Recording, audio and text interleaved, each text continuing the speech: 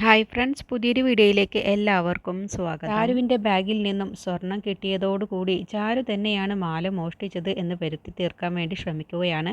അപ്പോൾ അനു പറയാണ് ഹേമയോട്, അമ്മ ആ ബാഗിൽ സ്വർണം മുഴുവനും ഉണ്ടോ എന്ന് പരിശോധിച്ച് നോക്കുക എന്ന് പറയുമ്പോൾ ഹേമ പരിശോധിച്ച് നോക്കുമ്പോൾ അതിൽ ഒരു മാല കാണാനില്ല എന്ന് പറയട്ടോ. അപ്പോൾ ആ മാല എവിടെയടി, നീ എവിടെയാടി ഒളിപ്പിച്ച് വെച്ചിരിക്കുന്നത് എന്ന് ചാരുവിനോട് ചോദിക്കുമ്പോൾ, ഇല്ല അമ്മായി, എനിക്കറിയില്ല, ഞാൻ എടുത്തിട്ടില്ല എന്ന് പറയുമ്പോൾ, കള്ളം പറയുന്നോടി, നിൻ്റെ ബാഗിൽ നിന്നും മാല കിട്ടിയതും പോരാ, എന്നിട്ടിപ്പോൾ ഒരു മാല അവൾ മാറ്റി വെച്ചിരിക്കുന്നു.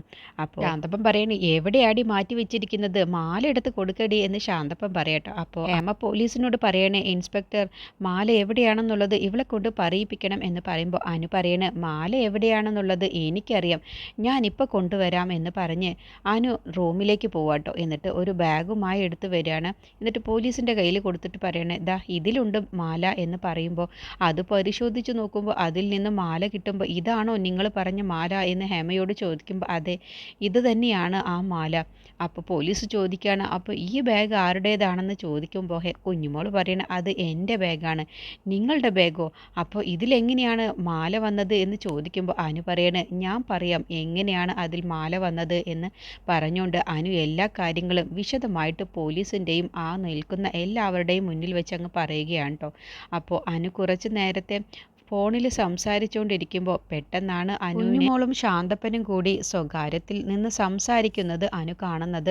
അപ്പോൾ അവരെന്താണ് പറയുന്നത് എന്ന് അനു ശ്രദ്ധിക്കുകയാണ് കേട്ടോ. പക്ഷേ അവരുടെ സംസാരം മുഴുവനും അനുവിന് കേൾക്കാൻ കഴിയുന്നില്ല. അപ്പോൾ ശാന്തപ്പൻ കുഞ്ഞുമോളോട് പറയണേ, ഇതിലെ മാല മുഴുവനും അവളുടെ ബാഗിൽ വെക്കേണ്ട, ഏതായാലും നമുക്ക് കിട്ടിയ ഒരു അവസരമാണ്, അതുകൊണ്ട് നീ കുഞ്ഞുമോളെ ഇതിൽ നിന്നും ഒരു മാലയെടുത്ത് നീ ഒളിപ്പിച്ച് വെക്കണം, പിന്നെ നമ്മളെ ആരും സംശയിക്കില്ല, അത് ചാരു എടുത്ത് മാറ്റി വെച്ചതാണ് എന്നാണ് എല്ലാവരും കരുതുക, അതുകൊണ്ട് നീ ഇതിലെ ഒരു മാല എടുത്ത് മാറ്റി വെച്ചേക്ക്, നമുക്ക് രക്ഷപ്പെടാൻ കിട്ടിയ ഒരു അവസരം കൂടിയാണ്.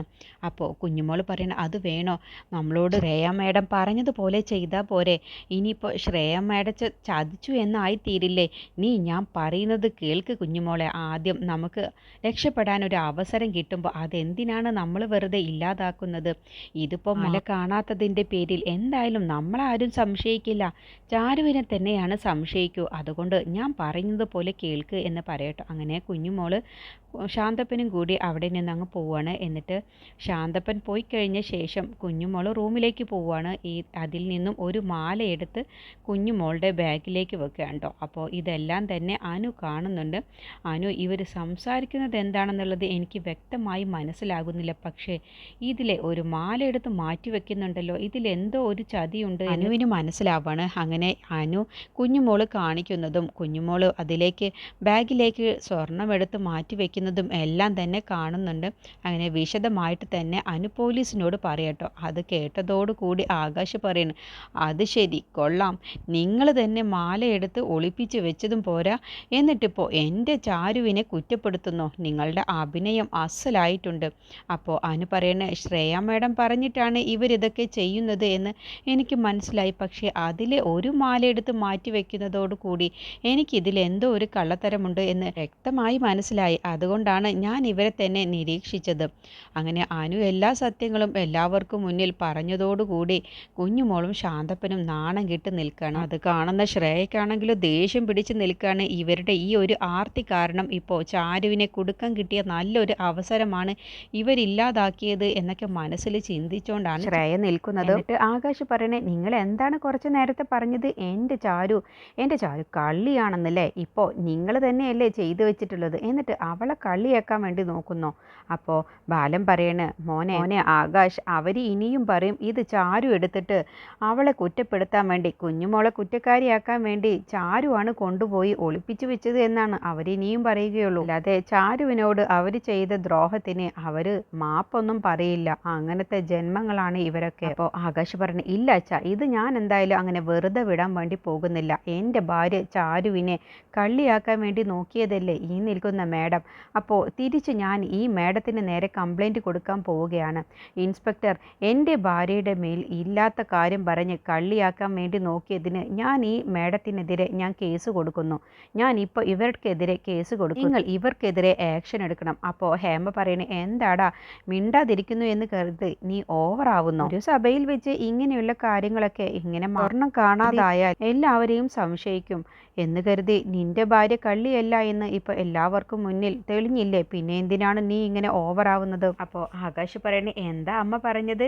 4 പേരുണ്ടാകുമ്പോൾ ഇങ്ങനെ ആഭരണം കാണാതായാൽ സംശയിക്കുമെന്നല്ലേ പറഞ്ഞത്? അത് സ്വാഭാവികം തന്നെയാണ്. പക്ഷേ ഇങ്ങനെയല്ലല്ലോ കുറച്ചു നേരത്തെ പറഞ്ഞത്. എൻ്റെ ചാരുവാണ് മാല എടുത്തത് എന്ന് പറഞ്ഞ് അവളെ കള്ളിയാക്കാൻ വേണ്ടി ശ്രമിക്കുകയായിരുന്നല്ലോ. നിങ്ങൾ പറഞ്ഞിട്ടാണല്ലോ ഈ നിൽക്കുന്ന മേഡം പോലീസിൻ്റെ അടുത്ത് കംപ്ലൈൻറ്റ് കൊടുത്തത്. അപ്പോൾ തിരിച്ച് ഞാൻ ഈ മേഡത്തിനെതിരെ കംപ്ലൈൻറ്റ് കൊടുക്കുന്നു. അതോടുകൂടി ശ്രേയ അങ്ങ് പതർച്ചയോട് കൂടിയാണ് കേട്ടോ നിൽക്കുന്നത്. അങ്ങനെ ശ്രേയ കണ്ണുകൊണ്ട് ശാന്തപ്പനെ നോക്കിയിട്ട് പറയുകയാണ്, പെട്ടെന്നൊരു എന്തെങ്കിലും ചെയ്യണം, അല്ല എന്നുണ്ടെങ്കിൽ ഇത് മൊത്തത്തിൽ കുളമാവും എന്നുള്ള ഭാവത്തിലിട്ടോ. അപ്പോൾ ശാന്തപ്പന് കാര്യം മനസ്സിലാവാണ്.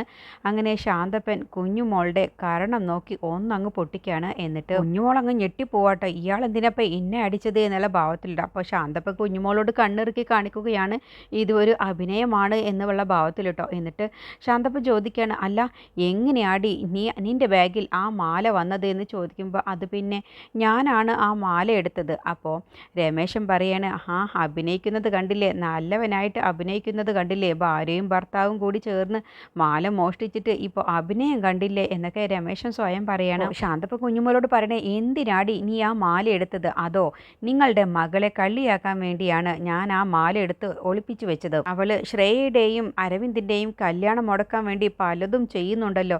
അപ്പോൾ അവൾ അകത്ത് പോയാൽ പിന്നെ ഈ കല്യാണം ഒരിക്കലും മുടങ്ങില്ലല്ലോ, കല്യാണം മംഗളമായി നടക്കും. അതിനു വേണ്ടിയാണ് ഞാൻ അവളെ കള്ളിയാക്കാൻ വേണ്ടി നോക്കിയത്. അപ്പോൾ ശാന്തപ്പൻ പറയണേ, കുഞ്ഞുമോളെ നീ ഇങ്ങനെ ചെയ്തത് കൊണ്ട് ഇപ്പോൾ ശ്രേയ മേഡത്തിന് എത്രമാത്രം അധികം വിഷമമായിട്ടുണ്ടാവും എന്ന് നീ എന്തായാലും മേഡത്തിനോടൊന്ന് മാപ്പ് പറഞ്ഞേക്ക്. അങ്ങനെ കുഞ്ഞുമോൾ ശ്രേയയോട് പറയണ, മേഡം ഞാൻ മേഡത്തിൻ്റെ നല്ലതിന് വേണ്ടിയാണ് ഞാൻ ഇങ്ങനെ ചെയ്തത്, എന്നോട് ക്ഷമിക്കണം മേഡം എന്ന് പറയുമ്പോൾ ശ്രേയ ദേഷ്യത്തിലാണ് കേട്ടോ നിൽക്കുന്നത്. എന്നിട്ട് ശ്രേയ അഭിനയിച്ചുകൊണ്ട് പറയണേ, സാരമില്ല, എൻ്റെ നല്ലതിന് വേണ്ടിയല്ലേ ഇങ്ങനെയൊക്കെ ചെയ്തത്, ഇതിനെന്തിനാണ് എന്നോട് ക്ഷമയൊക്കെ ചോദിക്കുന്നത്?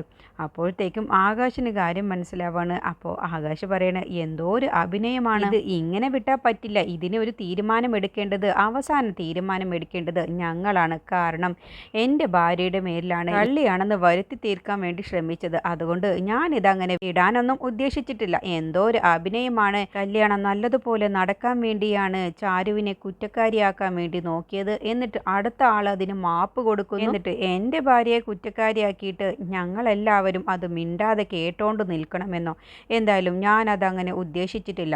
എൻ്റെ ഭാര്യയോട് ഈ ഒരു ചതി ചെയ്ത ഇവർ യഥാർത്ഥത്തിൽ ആരാണോ മാല മോഷ്ടിച്ചത് അവരെ ഇൻസ്പെക്ടർ അറസ്റ്റ് ചെയ്യണം. അപ്പോൾ പോലീസ് കുഞ്ഞുമോളെ വണ്ടിയിൽ കയറ്റാൻ പറയണേ, അറസ്റ്റ് ചെയ്ത് വണ്ടിയിൽ കയറ്റാൻ പറയുമ്പോൾ ശ്രേയ പറയണേ, വേണ്ട സാർ, ഇതിപ്പോൾ ഞങ്ങളുടെ ഫാമിലി വിഷയമല്ലേ, അപ്പോൾ കളഞ്ഞു പോയ മാല തിരിച്ചു കിട്ടിയല്ലോ, ഇനിയിപ്പോൾ ഇതിൻ്റെ പേരിൽ ഒരു കേസ് വേണ്ട. അപ്പോൾ ആകാശ് പറയണേ, അതെങ്ങനെ ശരിയാവും? ചാരു കള്ളിയാണെന്ന് പറഞ്ഞല്ലേ നിങ്ങളിപ്പോൾ ഇവിടെ പ്രശ്നങ്ങളൊക്കെ ഉണ്ടാക്കാൻ വേണ്ടി ശ്രമിച്ചത്, എന്നിട്ടിപ്പോൾ യഥാർത്ഥ കള്ളി ആരാണെങ്കിലും അവരെ കിട്ടിയപ്പോൾ അവരെ വെറുതെ വിടാൻ പറയുന്നു. അവരിനിപ്പോൾ വീണ്ടും ഇതുപോലെ എവിടെ നിന്നെങ്കിലും സ്വർണം മോഷ്ടിച്ചാലോ, അതുകൊണ്ട് ഇതങ്ങനെ വിട്ടുകൊടുക്കാനൊന്നും പറ്റില്ല. അപ്പോൾ ശ്രേയ പറയണേ, ഇവർ പറയുന്നതും സാർ നിങ്ങൾ കേൾക്കാൻ നിൽക്കണ്ട, ഞാനല്ലേ നിങ്ങൾക്ക് കംപ്ലൈൻറ്റ് തന്നത്, ഞാൻ ആ കംപ്ലൈൻറ്റ് തിരിച്ചു വാങ്ങുന്നു, ഇനി വേണമെങ്കിൽ ഞാൻ മേലുദ്യോഗസ്ഥനെ വിളിച്ച് പറഞ്ഞോളാം. അപ്പോൾ ആകാശ് പറയണ, ആ മേലുദ്യോഗസ്ഥനെ വിളിച്ച് ഞാനും SP ഓഫീസ് വരെ പോയിക്കോളാം, നിങ്ങൾക്ക് അധികാരമുണ്ട് എന്ന് കരുതിയിട്ട് നിങ്ങൾ വല്ലാതെ അഹങ്കരിക്കണ്ട, നിയമം എല്ലാവർക്കും ഒരുപോലെ തന്നെയാണ്. ഇവർ കൊടുത്ത കംപ്ലൈൻറ്റ് തിരിച്ചു വാങ്ങി എന്ന് കരുതിയിട്ട് ഞങ്ങളുടെ വീട്ടിലെ പാരമ്പര്യമായിട്ടുള്ള ആഭരണമാണ് കാണാതായത്, ഇവർ ഞങ്ങളുടെ വീട്ടിലെ പാരമ്പര്യമായ സ്വർണ്ണമാണ് മോഷ്ടിക്കാൻ വേണ്ടി ശ്രമിച്ചത്. അപ്പോൾ ഇവർക്കെതിരെ ഞാൻ കംപ്ലൈൻറ്റ് തരാം, നിങ്ങളത് ആക്ഷൻ എടുത്താൽ മതി. അതോടുകൂടി അവരെല്ലാവരും ആകെ പേടിച്ച് നിൽക്കുകയാണ് കേട്ടോ. ഇതിപ്പോൾ കാര്യങ്ങൾ കൈവിട്ടു പോയി എന്നുള്ള ഭാവത്തിലോട്ടോ. അപ്പോൾ ചാരു പറയുന്നത്, വേണ്ട അക്കുച്ചേട്ടാ, ഇത് വിട്ടേക്ക് എന്ന് പറയുമ്പോൾ, എന്താ ചാരു നീ പറയുന്നത്? ഇങ്ങനെ എല്ലാം വിട്ടുകൊടുത്തത് കൊണ്ടാണ് ഇവരൊക്കെ നിന്നെ കള്ളിയാക്കാൻ വേണ്ടി ശ്രമിച്ചത്. ഇതിപ്പോൾ അനു കണ്ടില്ലായിരുന്നെങ്കിൽ നിന്നെ ഇപ്പോൾ കള്ളിയാക്കി ഇവർ അറസ്റ്റ് ചെയ്ത് കൊണ്ടുപോയേനെ, അതുകൊണ്ട് ഞാനിത് വിടാൻ ഉദ്ദേശിച്ചിട്ടില്ല. അപ്പോൾ ചാരു പറയണ, വേണ്ട അക്കുച്ചേട്ടാ, ഇവർ ചെയ്തത് തെറ്റ് തന്നെയാണ്, എന്നെ കള്ളിയാക്കാൻ വേണ്ടിയാണ് ഇവരിങ്ങനെയൊക്കെ ചെയ്തത്. ഇവർ എനിക്ക് നല്ലൊരു അമ്മയായി ഇതുവരെ ഉണ്ടായിട്ടില്ല, പക്ഷേ എൻ്റെ അനിയത്തിക്ക് ഇവരൊരു നല്ല അമ്മയാണ്, അതുകൊണ്ട് എൻ്റെ അനിയത്തിയെ ഓർത്തിട്ടെങ്കിലും ഇത് കേസാക്കരുത്. എൻ്റെ അനിയത്തി ഒരു പാവമാണ്, അവൾ ഒരു തെറ്റും ചെയ്തിട്ടില്ല. അപ്പോൾ ബാലൻ പറയണേ, അതെ ആകാശ്, ആര് പറയുന്നതിലും കാര്യമുണ്ട്, അവൾ ഒരു തെറ്റും ചെയ്തിട്ടില്ല, നല്ല കുട്ടിയാണ്, അതുകൊണ്ട് അമ്മയെ കള്ളിയാക്കിയാൽ അത് അവൾക്ക് കൂടി നാണക്കേടല്ല, അതുകൊണ്ട് ഇത് വിട്ടേക്ക്. ഇവരൊക്കെ എത്ര തിരുത്തിയാലും ഇവരൊന്നും ഒരിക്കലും നന്നാവാനൊന്നും പോകുന്നില്ല, അതുകൊണ്ട് ഇത് വിട്ടേക്ക് അതിലേക്ക് ആകാശ് എന്ന് ബാലനും പറയട്ടോ. അങ്ങനെ ശ്രേയ പറയണ, സോറി സാർ, ഞാൻ വിളിച്ച ഉടനെ തന്നെ സാർ ഇവിടെ വന്ന് ആക്ഷൻ എടുക്കാൻ വേണ്ടി നോക്കിയല്ലോ. ഞാനിപ്പോൾ തന്ന കംപ്ലൈൻറ്റ് ഞാൻ തിരിച്ചു വാങ്ങിയിരിക്കുന്നു. അതോടുകൂടി പോലീസ് പറയണേ, നിങ്ങളുടെ സോറിയൊക്കെ നിങ്ങൾ തന്നെ കയ്യിൽ വെച്ചേക്കേ, നിങ്ങളുടെ നന്ദിയൊക്കെ നിങ്ങൾ തന്നെ കയ്യിൽ വെച്ചേക്കേ. ഞാൻ അപ്പോഴേ പറഞ്ഞതല്ലേ ഈ മാഡത്തിൻ്റെ കംപ്ലൈൻറ്റ് കേട്ട് നമ്മൾ വെറുതെ ചാടിത്തുള്ളി പോവണ്ട എന്ന്. ഇവരത് കുറച്ച് കഴിഞ്ഞാൽ അത് തിരിച്ചു വാങ്ങും, പിൻവലിച്ചു എന്ന് പറയും. അതുകൊണ്ടാണ് ഞാൻ പറഞ്ഞത്. ദാ നിങ്ങളുടെ മാല എന്നും പറഞ്ഞ് പോലീസ് ദേഷ്യം പിടിച്ച് അവിടെ നിന്ന് അങ്ങ് ഇറങ്ങി പോവാണ്.